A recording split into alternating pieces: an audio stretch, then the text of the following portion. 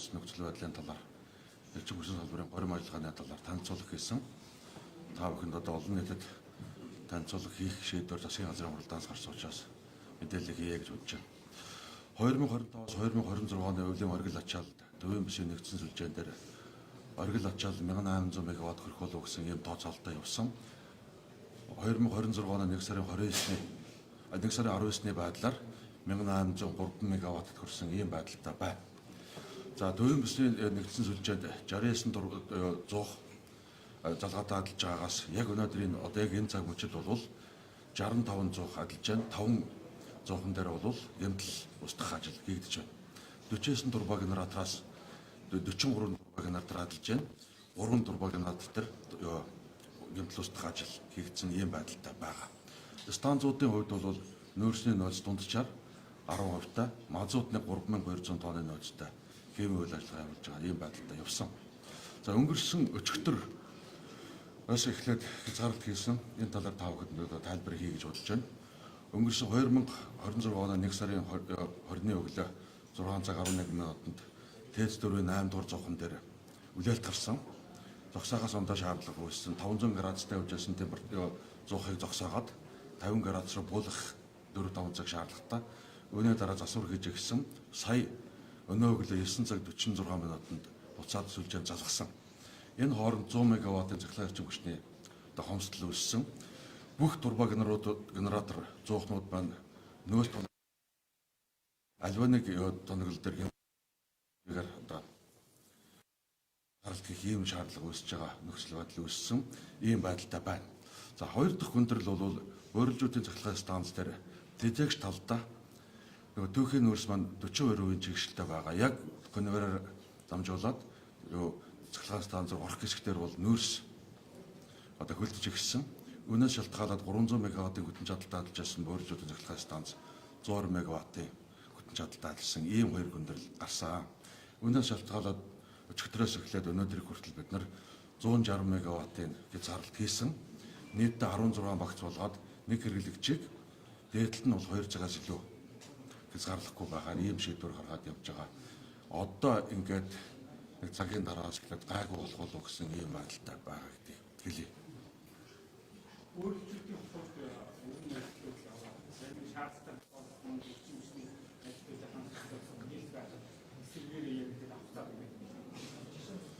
Тэглээ харин яг өнөөдөр бол өчигдөр бол өнгөрсөн 2024-өөс 25 оны өвлийн оргил ачааллын хамгийн өндөр хүйтэн байсан хэмжээнээс нэмэх дахиад 6 градусаас хүйтэн байсан.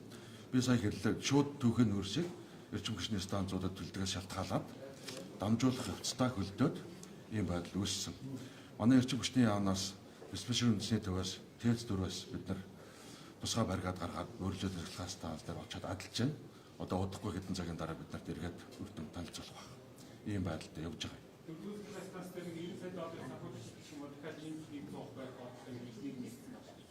Тийм.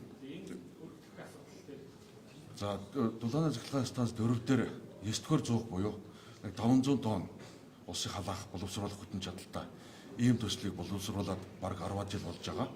Би тухайлбал 2022 оны 8 сард эрчим хүчний сайдаар томилогдсон. Түүнээс хойш улсын төсөл суулгах санаатай гүйцэлдэт байгаа юм. Ойролцоогоор Монгол төгрөгөөр бол 360 орчим тэрбум төгрөг шаардлагатай. Харамсалтай нь энэ зуухыг шийдэж чадаагүй байна.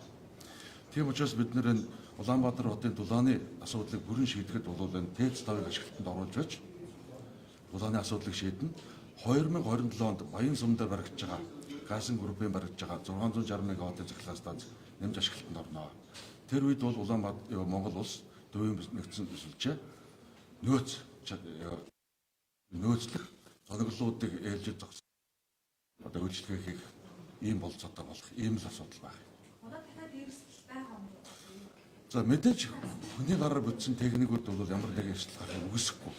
Ямар нэгэн нөөц тоноглол байдалж байна. Одоо нэг 3 хоног нэлээд хөтөн байх юм шиг байна. Энэ бол зөвхөн Монгол улсад өөрсдөө нөхцөл байдал биш. Нэг ялангуяа энэ Оросын холбооны улс талдаа бол 50 градусаас илүү хөтөж байгаа учраас Оросын холбооны улс маань өөрөө бас чадлын нутагталд орж байгаа гэдэг ийм асуудал ярьж байна. Гэхдээ өнөөдрийг хүртэл Оросын холбооны улсаас бид нар 300 МВ хүртэл цахилгаан эрчим хүчийг дутагдсан үед авдаг. Энийг хийж байна. Магадгүй өнөөдөр хамгийн хүнд гэдэг ийм мэдээллийг Оросын талаас өгж байгаа 300 мегаватт биш 205 мегаваттыг нийлүүлэхийг үгүйсэхгүй. Гэхдээ нөхцөл байдлаа харж агаад аль болох хязгаарлалт хийхгүй явна. Бид та нарт ямар нэг байдлаар юм хөндрүүлж үнэрх байдал гаргахгүй бидний одоо үеэсэд байгаа нөхцөл байдлыг та бүхэн бас ойлгоосаа гэдэг талаар Оросын тал ярьж байгаа. Бид нэр байнгын холбоотой ажиллаж байгаа гэсэн.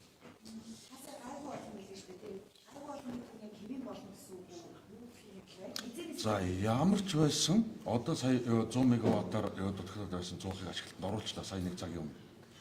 Гөөрөлжүүд дээр байгаа 300 мегаваттын хүтэн чадалтай сүлжээнд хэлжсэн чадал маань 120 мегаватт болж буусан. Бид нар тусгай бариад явуулсан байгаа. Адилж нэг цаг 2 цагийн дараа бол мэдээлэл гарна. Гар аргаар бид нар нэг хөлдөж байгаа нүүрсүүдийг бутлаад буцаагаад конвейер оруулаад тэжээгч рүү дүүргэх ийм ажлууд хийх гэж байгаа. Орчин хүчний реформ хийгээд цэцлэгийнхаа өмнөх нэмийг одоо энэ специалдаа шинжлэх асуудал чинь юу гэж байгаа юм. За, эрчим хүчний салбарын реформыг ярих юм бол нэлээд удаан сэдв болно. Гэхдээ нөгөө та бүхэн мэдж байгаа 2024 оны засгийн газар байгуулагдсаны дараа доржин дараагаар ахлуулсан, шадар ахлуулсан эрчим хүчний реформын үндэснээр байгуулагдаад ажиллаж байгааг та бүхэнд хэлье. За, энэ хооронд 2024 оноос хойш юу болсон бэ гэхээр ийм ажлууд явагдсан байна. Гөөрөлжүүдийн 300 мегаваттын 2 блок ашиглалтанд орлоо. 1. Хоёрдугаарт сонгон дээр 80 мегаваттын батарей хураагаар станц ашиглалтанд орсон. Багнуур дээр 50 мегаваттын батарей хураагаар станц ашиглалтанд орсон. Дорногов аймаг дээр хувийн компани 30 мегаваттын батарей станц ашиглалтанд оруулаад нийтдээ 160 мегаваттын батарей хураагаар станц ашиглалтанд орсон. Завхан аймгийн Тусан цэнгэл сум дээр 22 мегаваттын станц ашиглалтанд орж байна. Одоо энэ 2026 оны 1-р улирлаа багтаад Сэлэнг аймгийн төв дээр 70 мегаваттын хүтэн чадалтай захиргааны станцууд ашиглалтанд орж байгаа юм. Ойролцоогоор энэ сүүлийн 24 оноос хойш бид нэг 600 орчим мегаваттын хүтэн чадлыг ашиглалтанд нэмж зориулж байгаа. 103 жилийн түүхтэй 104 жилийн түүхтэй эрчим хүчний салбар төвийн нэгдсэн бүсийн сүлжээнд 1264 мегаваттын хүтэн чадалтай станцыг барьж байсан болвол 24 оноос хойш сүүлийн жил гаруй хугацаанд бид нар 560 орчим мегаваттын их үүсвэрийг оруулаад байхад манай чадлын өсөлт жил дунджаар 12%-аас доошгүй өсөж байгаа. Энэ бас техникийн нөхцлүүдийг бүгдийг нь олохгүй байхад 12% өсөлт явж байгаа учраас энэ цаг үеийн одоо хүндрэл сорилт маань ийм л байна гэсэн. Бас станцын асуудал юу болсон бэ? Одоо бэтэн хэрэг толгогдоод яваад өглөө тий. Аль станц? 3 дугаар цэцлэгийн станц дээр юу тав их мэдж байгаа. Энэ асуултанд хариулж дараа нь хэлчихэ тэхүү. 2025 онд 6 сарын 2-ны өдөр баг 3 дугаар цэцлэгийн станц дээр ослогчны тав их мэдж байгаа. Эрчим Монгол компани харьяанд менежмент эрхийг хэрэгжүүлжсэнийг тав их мэдж байгаа. Үүний дараа 6 сарын 10-ны өдрийн засгийн газрын тогтоол гараад эрчим хүчний яамд энэ ослын дараа ТЭЦ 3 эрчим төрийн өмсөлт компани 27 компани менежментийн эрх хэрэгжүүлэх эрх буюу 66% хувьцааг буцаад эрчим хүчний яамд чиглүүлсэн. Энэний дараа 4 ажил хийсэн. Эхнийх нь бол дулгаанжуулалтын одоо Дурбаг генератор гэмтсэн учраас 100-ын гэмтэг байж учраас дулааны ажлыг хийгээд өнгөрсөн 2024-өөс 25 онд ажиллаж байсан хэмжээгээр ажиллаж байгаа. 1.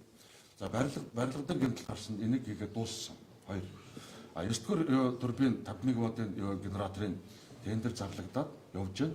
2026 оны өвлийн оргил ачаалаас өмнө 11 сарын 1-нд ашиглалтанд оруулахаар нэг хоёр ажил хийж байна.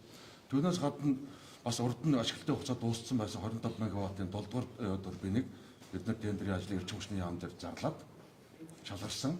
Мөн ялгаагүй 2026 оны 11 сарын 1-ээс өмнө ашиглалтанд оруулахаар төлөвлөгөөт ажил хийгээд явж байгаа ийм л байдалтай.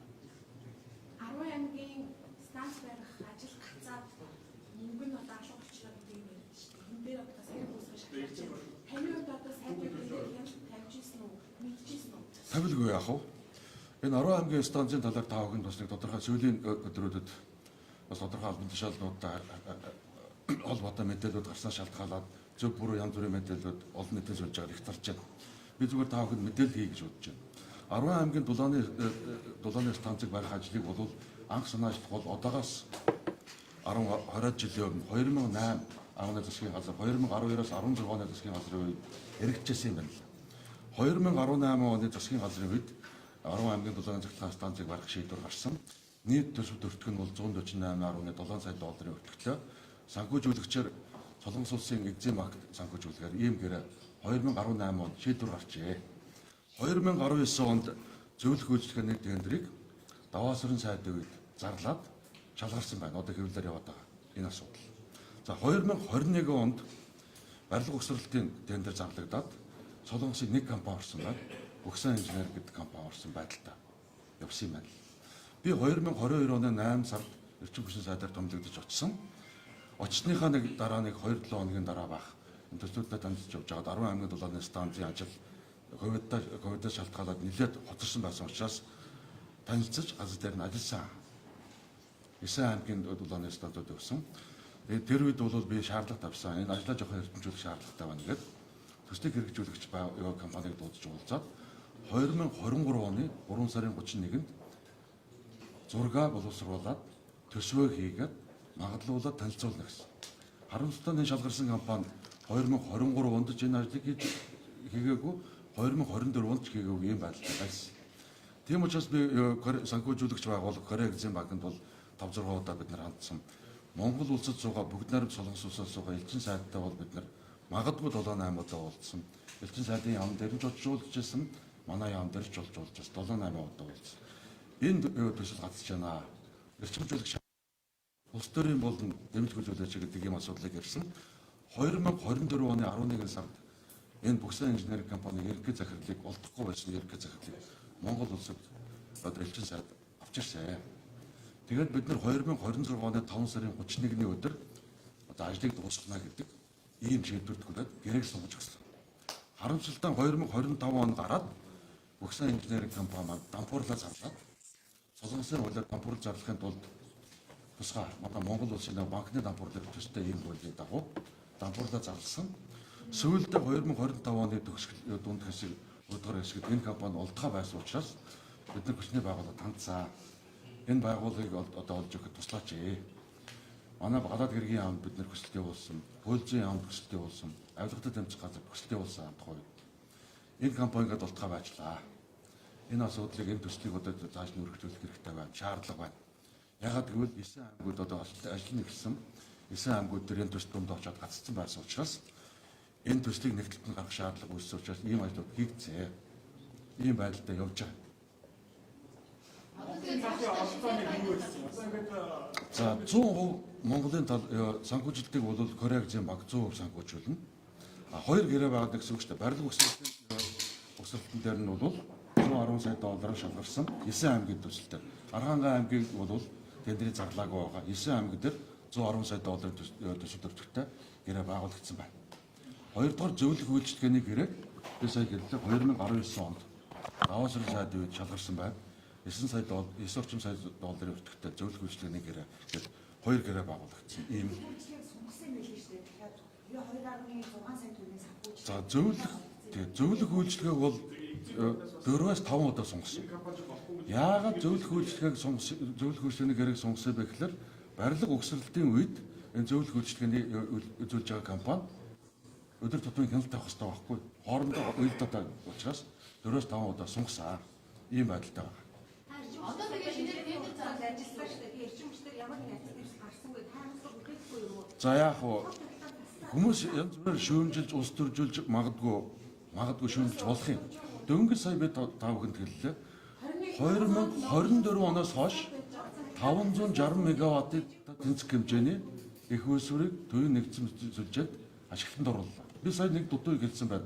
Дорнод зүүн бүсийн сүлжээн дээр дорнодын 50 мегаваттын цахилгаан станцыг ашиглалтанд оруулсан.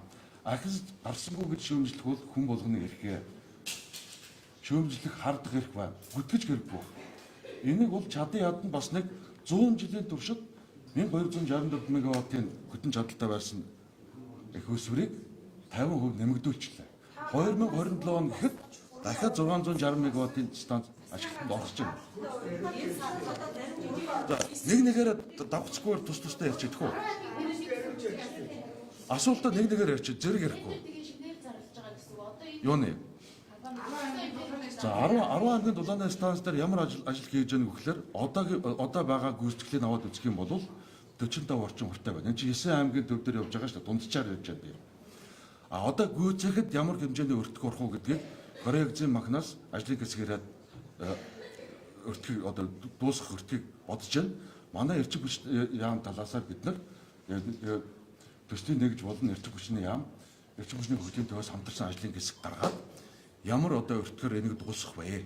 Энэ компани дампуурсан учраас дахиад өртгөх дээр нь тендер зарлаж энэ ажлыг дуусгах ажлыг энэ өвөл хийж дуусгаад 2026 оны хаврын одоо битэн байгуулалтын үлрэлэхлэлд бол дуусгах юм бэлтгэл ажил гэдэг арга хэмжээ аваад явж байгаа гэсэн. Одоо зээлийн хүлээж явж байгаа шүү дээ. Хэдийшний сайн байна. За зээлийн хүү яг ашигласан хэмжээгээр одоо 45% гүйцэтгэлтэй байна гэсэн үг шүү дээ. 110 сая доллараас 45%. Энэ дээр бол зээлийн хүү тооцогдно. За энэ Буксан инженерийн компани дампуурсантай холбоотой жил гарантаа магадгүй 2 жилээр сонирхно байна шүү дээ. Тэгэхээр зээлийн хүү нэмж тооцох асуудлыг Корегийн банкнд бид нар тавьсан. Энэ асуудлыг яах вэ? Буруутай тэгэхээр аль нэг отгээд энийг төлж тарах. За санхүүжилт гүйцэтгэлийн 45% гарсан байна гэсэн үг. 110 сая долларын төсөл өртгөөс 45% орчим хувь гарсан байгаа гэсэн үг. Нэг нэгээрээ ярих үү? За 40 жилийн хугацаатай жилийн 1.5% гүйтэй. Эргэн төлөх хугацаа бол төсөл ашиглалтанд орсноос 2 жилийн дараа төлж эхлэхээр ийм нэг хөнгөлөлтэй хөөсөр байгаа. За энийг бол яг одоо би цаашаар хэлж мэдэхгүй байна. Би сангийн яам болно. Эрчим хүчний яам дээрээс би гаргаад мэдээлье. Станцын дэвшилтийн дүгнэлт юу хийж байгаа юм? Энэ хариуцлага хүлээн авах шалтгаан тодорхой ухаан зөв юу болсон тодорхой гэж салбарын хүмүүс ярьдаг гэж байна. Одоо яг энэ хүн хариуцлага хүлээх байгаа юм. За 3 дугаар цахилгаан станцын гарсан услын талаар тагнуул цагдаагаас хамтарсан ажлын хэсэг шалгаж байгаа. Эрүүгийн эрг үүсэх гэсэн үг. Тэгэхээр эрүүгийн процессороо шинжээж томилсон байгаа. Тэгэхээр энэ хуулийн байгууллага тагнуул цагдаагаас энэ асуудлуудыг асуух ёстой. Бид нар бол шаардлагатай бүх мэдээллийг гаргаж өгч байгаа. Цагдаагаар. Одоо 10 жил ажиллаж байсан ийм генератор юм байна л. Бусдаасаа шинэ гэсэн үг. Анх 66 онд ашиглалтанд орсон гэвэл энэ хавцсан гошууд 2013 онд ашиглалтанд орсон ийм дурбаа генератор байсан юм байна. Эцдүүрээр нөөц зоохгүйгээр үйл ажиллагаа явуулж байгаа гэж байна шүү дээ. Үнэхээр өртөж бэлтгэл болоод нөөц зоохыг бэлтгэх боломж байсан уу? Цаашдаа энэ дээр ямар гарч байна? За хэллээ шүү дээ би. Төвийн нэгдсэн биш ганц дайд дөрв биш. Нийтдээ төвийн бишэд бол нөөцөөр ажил, хатад бишээр ажилладаг 6 станц байна. Дээц 3, дээц 4, дээц 2. Дархны дулаан цахилгаан станц, Эрдэнэтийн дулаан цахилгаан станц. Станц гэдэг 6 дулаан цахилгаан станц ажиллаж байгаа. Бүгдээрээ л нөөцгүй ажиллаж байгаа. Манай хэрэглээ маань ингээд байгаа хөтөн чадлаас өсөд байна. Би хэллээ сүүлийн 2 жил 560 мегаваттын их өсвөрийг шинээр нэмж оруулаад байхад бид нар хэрэглээний өсөлтийг гүйцэж чадахгүй байна. Дулааны цахилгаан станцыг барихад та бүхэн мэдж байгаа. Доор хаяж 30 сар, магадгүй 36 сар хэрэгтэй байгаа. 2027 онд хэрэглээгээ гүйцэнэ юм бол. Өөрчлөлтийн дулааны станцыг барьсан хэрэгжүүлэгчдийн тав бүхэн асуудал яг тул байгаа. Одоо бүртлэг юм байна. За яг хувийн хөвчл яг үннийг хэлэхэд бол бид нар хувийн хөвчл одоо хөрөнгө оруулагч бид нар бол эрчим хүчний сайдын хувьд эрчим хүчний салбарын хувьд бид нар талархах учиртай. Бид нар төсвөөс мөнгө гаргаад эрчим хүчний салбарыг бол станцууд барих мөнгө болцсон өнөхөр чулуухан хэлэхэд байхгүй. Тийм учраас бид нар нэг ялангуяа цахилгаан эрчим хүчний их өсвөр талд нь хувийн салбарын хөрөнгө оруулалтуудыг татж оруулах гэж бодож байгаа. За жишээлбэл зөвхөн 300 мегаваттын цахилгаан станц бид нар 5 цахилгаан станцыг тендер зарласан шүү дээ. 598 сая доллар гэдээ бодглохоор төгрөг шилжүүлэх юм бол бараг 2.80 төгрөгөөр зөвхөн ганц станц барихад ийм дүнтэй гарч байгаа юм. Тийм учраас улс бүгдийг нь их өсвөр гаргаад цахилгаан станц гарах чулуухан хэлэхэд болцсон Монгол улсад байхгүй. Тийм учраас би сүүлийн эрчим хүчний салбарын сайдаар би 2022 оноос хойш ажиллаж байна. Би хувийн гэвч техник бол эрчим хүчний салбарт татаж оруулах, хөрөнгө оруулагчдыг оруулахын тал дээр бол өдөр шөнөгүй байнга бид нар ажиллаж байгаа. Баггүй үр дүн гарч байна. Сая би гэлээ. Өөрчлөлтөд цахилгаан станц хувийн гэвшил 300 мегаваттыг ашиглалтанд оруулж байна. Дахиад 300 мегаваттыг 27-28 онд ажиглалтанд оруулахаар төлөвлөгөөтэй явж байна. Баян сум дээр 660 мегаваттын цахилгаан станц баригдаад 27 онд ажиглалтанд орох чинь. Сэлэнг аймаг дээр 70 мегаваттын цахилгаан станц хувийн салбар барьж байгаа. Тусан цэнгэл сум дээр 30 мегаваттын цахилгаан станц барьж байгаас 22 мегаваттын ажиглалтанд орцсон. За одоо ингээд 2026 оны 1-2 дугаар улиралдаа багтаагаад Шивогийн цахилгаан станцын хажууд 660 мегаваттын цахилгаан станц бас хувийн салбар хувийн гэрчлэлийн ашиглалтанд оруулахаар ажил явж байгаа. Ямар ч байсан 27 оноос цаашаа Монгол улсын эрчим хүчний систем төвийн бустай чадлын дутагталд орохгүй байна. Ийм хэмжээний хүндрэл гарна. Ийм хугацаач орно гэдэг одоо нэлуунаас шулуухан уг байдалд тавханд хэлхээс ондоо ийм байдалтай байна. Тэгээд цаашаа үнэхээр үгүй одоо усын юм яагаад гэдэг үгийг хэлсээр өнөөдрийн нөхцөл байдал бол үнэхээр нүрт болж штэ. Та яг юу атлаа өнөөдөр асуудал хариуцлага хүлээх. За би 2022 оны 8 сарын 30-ны өдөр эрчим хүчний сайдаар томлогсны дараа та бүхэн хэвлэлийн асуух үед би бол аргаландаа гэж ярьсан. Сүүлийн 3-4 жил энэ чадлын дутагталд байгаа нөхцөлд ямар ч байсан хөлдөөхгүйгээр хөлдөөсгөөгүй нэг системийн тэг зогсолт хийхгүйгээр өнөөдөртөө золгосон. Энэ асуудлуудыг шийдэхэд өргөс авсамжиг нэг өдөр шийдэхгүй. 2027 он гэхэд би чамд хэллээ дахин гэлээ. Эрчим хүчний систем дутагдлаас гарнаа. 22-оос 27 он гэхээр 5 жилийн хугацаанд их усрыг босгаад энэ ажлуудыг хийсэн. Шүүмжил байж болно. Улс төрчид нэг ялангуяа иймэрхүү шүүмжлүүд явж байгаа нь үнэн. Магадгүй бас зарим хүмүүсийг тендер авдаг янз бүрийн хүмүүсийг тендер баяждаг ийм компаниудыг хаасан нөхцөл бий. Надад улс төрчид сүүлийн өдрүүдэд над руу зохион байгуулалтын чадлыг 50% нэмэгдүүллээ. Энэ мал бас хангалтгүй байгаа нь үнэн. Дахиад 2-3 жилийн хугацаа орох нэ. Хэн байсан ч ийм байдалтай болно. Та 50-ийн тухайд юу хэлэх вэ? Энэ дарамт чи ингэж яваад эрчим хүчний салбар ийм хэлсэн шүү. За 50 мэхийн тухайд ярья. Миний уртлын сайд би 50 мэхийн дараа эрчим хүчний сайдаар томилогдсон. Намайг сайдаар томилогдох үед бол 50 мэх төрийн нарийн бичгийн дараа хамтарч ажилласан. Энэ хүний тухай хуулийн байгууллага шалгаж байгаа учраас элдв зүйл ярмааргүй. Үнэн мөн тогтоогдох байлгүй дээ. Гэсэн юм байдалтай. Процессыг та юу гэж харж байгаа? Юг Өдрөө явсан энэ процессыг юу гэж харж байгаа? Эрчим хүчний салбарт За энэ эрчим хүчний би одоо Монгол улсын эрүүгийн хууль болон эрүүгийн байдлын шийдэх хуулиар хөндлөнгөөс ямар нэг хүнд нөлөөлөл үзүүлэх хэрэггүй. Үнэн мөн тогтоогдох болов гэж бодож байна. 50 мэгтэй хамтарч ажиллаж байсан хүний хувьд бол нэг иймэрхүү төрлийг зүйл хийхгүй болов гэсэн ийм бүхний үнэмштэй явдаг. Гэхдээ энийг би биш тогтоох эрх нь бол хууль хяналтын байгууллага тогтоогаад хэрвээ хууль зөрчсөн байвал хариуцлах хүлээж таарна. Хууль зөрчөөгүй болвол олон нийтэд мэдээлэх байлгүй гэсэн ийм хүлээлттэй. Тэр одоо яг ямар шатнд явж байгаа. Би дээрээс нь өчигдөр одоо хариуцлах хүсэх шийдвэр өгөөд явах. Өнөөдөр бас дахиад тоглосон гэж. Энэ асуудал чи юу болох вэ? Энд дээр яг тодорхой хязгаар хариуцлах байгаа. За 5 цахилгаан станцын тухайд тайлбар өгье. 2023 оны 7 дугаар сард тендер зарласан. 2 оролцогч орж ирсэн. 2 оролцогч маань хоолоор байгаад шүүхийн 3 чадны шийдвэр гараад тендерийг дахин зарлах ийм шийдвэр гарцсан байна. Тэгэхээр одоо 5 цахилгаан станцын тендерийг зарлах ийм одоо шаардлага бий тухайд.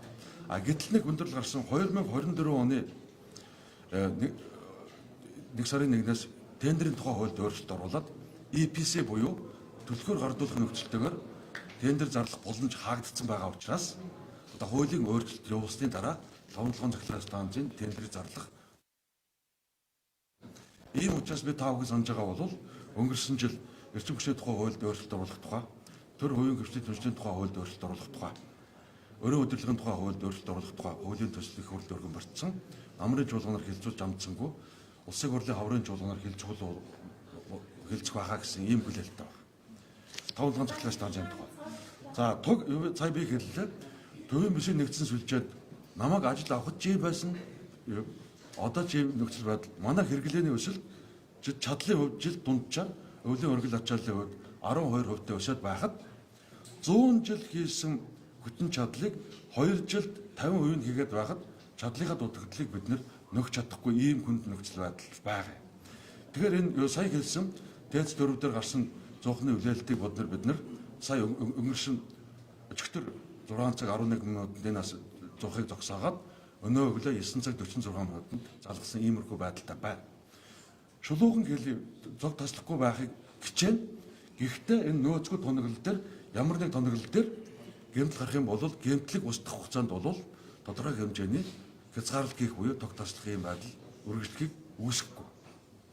За дулаан дээр юм асуудал цахилгаан дээр юм асуудал үүсч байгаа чинь цаашдаа дулаан дээр бас одоо хэрэглээг хангаж чадахгүй ганц төрч юм асуудал үүсч байгаа шүү дээ. Тэгэхээр ямар арга хэмжээ авч байгаа вэ? За Улаанбаатар хотын дулаан бол хамгийн хүндрэлтэй сэтг байгаа. Монголын бусад бүс нутгууд дээр бол арай Улаанбаатартай харьцангуй гаагүй. Гэхдээ ерөнхийдөө л Монгол улсын хувьд бол дулааны эрчим хүчний системийн хангалтыг нэмэгдүүлэх зайлшгүй шаардлага бий. За Улаанбаатар хотын дулааны эрчим хүчний дутагдлыг нөхөхийн тулд одоо Улаанбаатар хотын засаг даргын хамгийн газар дээр ТЭЦ 5-ыг ТЭЦ 2-ын одоо үнсэн санг байрлаж байгаа хэсгийг үнсийг нь зайлуулаад барих ийм ажлыг тендерийг зарласан. Би 2022 оны 8 сард эрчим хүчний сайдаар ирээд энэ төслийн техник эдийн засгийн үндэслэлийг боловсруулсан. Тэгээд Улаанбаатар хот дээр төр хувийн хөвшин түншлэлийн дагуу одоо та нар зарлцаач гэдгийг Улаанбаатар хотын засаг даргын тайван газар шилжүүлээд ТЭЦ 5-ын тендер зарлагдсан. Энэ 2026 онд ажил эхлэх байх гэж бодож байна. 360 мегаваттын дулааны хүтэн чадал нэмэгдэнэ. Дулаанаар 300 мегаваттыг хүтэн чадалтай. За юуны дараа энэ амгалан дулааны станцыг бид нар сая 100 мегаваттаар бас өргөтгсөн шүү дээ. Та бүхэн мэдж байгаа. 2024 оны сонгуулийн өмнө ашиглалтанд оруулсан. Хөгжлийн магнит санхүүжилтээр энэ ажлыг хийсэн. Амгалан дулааны станцын хажуу талд нэг 2.1 дулаангаа газар байгаа. Энэ газрыг бид нар нөхөн олгорын хувийн гэрчлэлт байгаа. Энэ газрыг бид нар хилцэр хийгээд явж байгаа. Техник эдийн засгийн үндэслэл боловсруулах юм бол 400 гигакалори цаг хэмжээний дулааныг одоо амгалан дулааны станцын амгалан дулааны станц 2 гэсэн нэртэйгээр ашиглалтанд оруулна. Энэ станц ашиглалтанд орох юм бол хотын дулаан хангамжийг бол бид нар ихтээлгүй хүртэл зүүн талыг нь бол амгалан талаасаа хангачна. Яг хотын баруун хэсгийг бол ТЭЦ 5-аас хангаад ТЭЦ 3, ТЭЦ 4 дээр байгаа одоо хотын төвийн хэсэг бол энэ хэмжээгээр их өсөр нэмэгдэж гарч ирэх ийм болцоо тооцоолууд хийгдэж байгаа. Хэрэглээний өсөлтийг энэ хоёр ТЭЦ 5 амгалан дулааны станц 2 ашиглалтанд орчих юм бол хэрэглээний өсөлтийг нэг 5 жилийн хугацаанд хангана. Түүнээс цаашаа дахиад юунаас гадна та бүхэн мэдж байгаа шүү дээ. ТЭЦ 3 дээр 300 мегаваттаар цахилгааны 360 мегаваттын хүтэн чадалтай дулааны их өсвөр Орос улсын экспортын зээлээр хэрэгжүүлэхээр төслийн бэлтгэл явж байна. Харамсалтай энэ төслийн маань одоо хилцлийн явц маань бас удаашралтай байгаа. Шалтгаан нь бол 2019 онд энэ хилцээрийг хийхдээ Оросын холбооны улсаас Хятад улс руу дамжуулах гин хоолойг Монгол улсаар дамжуулах явуулахдаа зэрэгцүүлээд ТЭЦ 3-ын асуудлыг ярьсан байл. Энэ хоёр төсөл хоорондоо холбоотой байгаа учраас энэ гин хоолойтой төсөлтөд зэрэгцээл яваад ашиглалтанд орчих болов гэсэн ийм хүлээлттэй байна. Энэ Бамнуурын ургал дээр аюулгүй нөөц нь хэр байгаа юм бол ерхий сайдын хийсэн дээр 25 хоногийн нөөц нь байгаа юм. За ямар ч байсан өнөөдрийн байдлаар дунджаар ярьж шүү. Дулаан цахилгаан станцууд дээр шивэ уурхаа болвол ямар ч байсан энэ дулааны улирлыг нэг ялангуяа хүндрэл байгаа 3 сарын 1-ний давх хэмжээний одоо хөрс суулцсан ухаад ачуулахад бэлэн нөөцтэй байна. Уурхаа хааны нөөцтэй хэрэгтэй. За иймэрхүү хүндрэлүүд гарч байгаа. Гэхдээ энэ асуудлыг дор бүрэн шийдэл явж байгаа. Огны өмнөний хэмнэлтэд уг нь одоо эрхчлүүдэд цахилгаан хязгаарлахгүй юм.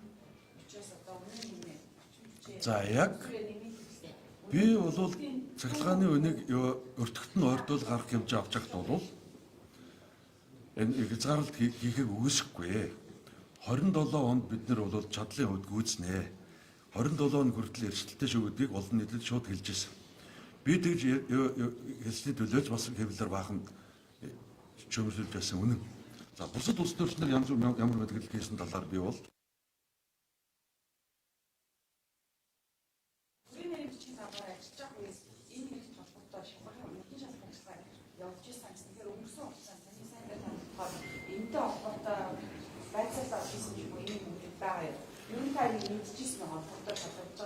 би шалгаж байсныг мэдээгүй. Хэвлэлээр сая таа бүхэндээ айлтсан юм байна. 50 хүмүүс талуулаа гэдэг мэдээллийг авсан. Хэрэг боловсроос нь болж уулзч амж байгаа юм. Өөрөө энэ талаар мэдээлэл өгөх гэж бодож байна. Хэрэг үнээрээ шалгагдах байлгүй гэсэн юм найдвартай. Үлээлтэй. Энэ тоцлогоо хязгаарлалтаа одоо үгтэй би ч байшлахаа яаж тааж байгаа. Одоо энэ яалтаа халхан болгоо хүмүүстэй. За ер нь бол ёо эмнэлгүүд дээр бол зөвхөн төвийн бисээс гадна өөрөөсөө нөөц генератор байх хэрэгтэй. Нэгдүгээр зэрэг хэрэглэгч нар. Бид нар сая бид чамд хэллээ 16 багц болгоод хэрэглэгч нарыг нэг хэрэглэгчийг хамгийн дээдлийн хугацаа 1 цагаас 2 цагийн хооронд хязгаарлалт хийж саяны чадлаа төлөвлөлийг тавьж байгаа юм. Одоо ингээд бид нар сая 100 мегаваттыг олгочлаа. Одоо бол яг энэ цаг үед бол одоо тасгай хэрэглэгч нар бол бага байна. Иргэн залж амжааг бол хэрэглэгч явна. Орой цагаас дахиад жоохон хөдөлгөх гарахыг үүсэхгүй. Өнөө маргааш нэг ямар ч байсан энэ 7 хоногийг дуустал болоод энэ хөдөн цаг үе өнгөртөл болоод магадгүй хязгаарлалт хийх үүсэхгүй. Чадвал хөрөлжүүд дээр асуудлыг шийдэж чадах юм бол хязгаарлалтгүй болно гэсэн. Тэгэхээр хамгийн хязгаарлалтууд яваад сошиал сүлжээнд одоо таны барьсан хурд компани байгууллагууд бол хамгийн хязгаарлалт байхгүй гэдэг хэлдэг биш үү? Эндээ та нэг гүтгэлэг байх. Тийм зүйл байх. Бүгдэл адилхан байна. Энэ байтгаад гүтгэлгүүд явж байгаа.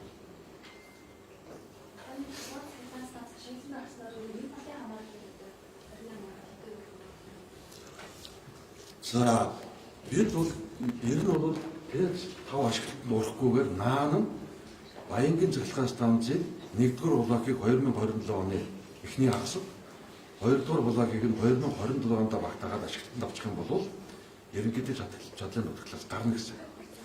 ТЭС 5 маань 28-29 онд ашиглалтанд ороход бол тэр үед мэдээж бас дахиад хэрэглээ үүсэх учраас ирээдүйд би бол одоо хэрэглээний өсөлтөнд зориулаад цахилгааных нь дулаан дээр сая таагүй хэллээ. Мөн ялгаагүй тулгын цаас болов. Тийм учраас ТЭС 5-ыг боловсруулах ажил хийж байгаа гэсэн. Таны туслах ямар туслах вэ? За миний туслах биш. Миний орон тооны бүс зөвлөх нэмаа гэж би энэ 12 оны станц болон энэ 50 нарын хэрэгтэй холбоотой болоод одоо сэжигтээр татаж байцаалт авсан юм байна. Хэрэг шалгах ямар асуудалтай байгаа гэдээ би бол мэдээлэх байна. Одоо олон нийт бол 50 гэхгүй чойжсрэггүй 50 гэхгүй хамтдаа юу шалгах хэрэгтэй гэдэг юм явуулдаг. За иймэрхүү төрлийн гүтгэлэг одоо би намайг заавал би шалгуулахгүй гэх чинь үгүй мэдэл байгаа шалгуулуудаа шалгуулж таарна шүү дээ. Монгол улсын иргэн гэж шалгуул. Шалгуулахад бэлэн байл ямар нэг тийм хууль зөрчсөн үйлдэл хийгээгүй гэдгийг олно гэдгийг. Зүгээр л Жонсон Давмиг өдрийг холбох гихмээ сая чиний одоо ярьж байгаа шиг ийм гүтгэлгүүд бол тасралтгүй явж байна л. Нилээдгүй хэдэн хүмүүсийн аш сонирхлыг хаачихсан юм аа. За энэ эдгээр хүмүүс маань сүүлийн 1 жил хугацаанд төлбөрт асар өндөр төлбөртэй энийг намайг бүтгэх харлуулах юм ажил хийгдэл. Та бүхэн хэвлэл мэдээллийн өөрсдөө баг надаар хэлүүлдэг юм чинь та хаанаас ямар захиалгууд яваад байгаа. 50 мэг сайдын тэгвэл баримтлагаа одоо энэ хөтөлөлтөй холбоотой тэр асар өндөр захиалгатай ажиллаж гэсэн юм. Би 50 мэгийн тухайд бол би өмнөөс нь янз бүрийн ярмааргүй. За хуулийн байгууллага шалгах ёстой шалгаж явах гэж би бодож байна. Би өөрийнхөө тухай ярьж байна. Зүгээр ингээд одоо ямар нэгэн хүн шалгалтлаа хэрэг тэр хүнтэй холбоолж намайг олох гэх мэт юм хөтөлбөрүүд яваад байгаа учраас зэрэг тухай ярьж байна. Ямар хүний хэлшгийг авч байна. За та бүхэн мэдж байгаа доо энэ. Би тойрог дээрэж тэр янз бүрийн тендергүйгээр амжиж чадахгүй болсон. Өөрсдөө бизнесмен гэх хүмүүс зөндөл байдаг шүү дээ. Энэ хүмүүсийн эрх ашигыг ааж гарч нь тодорхой хэмжээний бүтгэлгэнд өртөн шүү дээ. Бус төр төвөө хүн ийм бүтгүүлэх ийм одоо хувь тавилантай гэдгийг хүлээн зөвшөөрөлд орох хэрэгтэй гэж бодож байгаа. Нэг ялгаагүй энэ цаг. Бүтгэлгүүд би тэр уулган дээр одоо ингээд намайг бүтгэж байна, тэгж байна, ингэж байна гэдэг зовлон тоож яриад байлтай биш. Ордон ухаантай доо ялган аль нь бүтгэх вэ? Аль нь зөвөр явж байна гэж. Эдсэн нэрөө ухаардаг. Эдсэн нэрөө ухаарч идүүлсэн бодсоор гэдэг үү? Монгол үг байдаг шүү дээ. Тэгэхээр гарсан яг ямар шийдвэр тогтоо гэдэг юм байна. За бүгд нь ирэх байгаа шүү дээ. Хэрвээ ямар нэгэн жол зөр ийм хууль зөрчихөд байна гэвэл чалгуулж болно шүү дээ. Ямар шийдвэр тогтоод байгаа хүмүүсийн юу? Миний одоо гар гарсан миний ташин хүнсээ таасаа. За ер нь бол энэ тендерийг бол шудраг бай гэдэг зарчмыг бий жишээлбэл энэ цаад улсаас хойш төрийн өмчийн компаниуд дээр ямар нэг тендер дээр бол шудраг хууль бус юмтай холбоотой гэдэг хатуу шахаж байгаа. Яамны худалдааны санхүү хөрвүүлэлтийн газрын бол хатуу өөр болж байгаа. Ямар нэг хөндлөг нь хөлөөлд авч болохгүй шүү. Тэр ч байтугай өөрийн би бас тойрогтой гişүн хүний хувьд тойрогдож бас янз бүрийн асуудал байдаг. Шудраг ажиллаж шиг болсон. Янз бүрийн байдалд өндөрлж уйлбж зөрчиж километр чахалуулаад байгаа гэдэг чинь шахаж байгаа. Тэг хүмүүст нөлөөлөх оролдлого юм байна. Таны сайн болохоос өмнө ичимч Намайг бол шууд бол надтай бол хөндлөгөөс нөлөөлөх бодлогод бол гайг. Зүгээр янз бүрийн байдлаар бол элдэн залуугууд тиймэрхүү нөлөөлөх гэсэн бодлогод гарчил байдаг гэсэн. Гэхдээ энэ байдлыг бол хэд намайг байхад иймэрхүү юмд чахал ууцаад баймааргүй шүү гэдэг ийм зүйлийг бол хатуу шахаж байгаа. Сонсохын. За.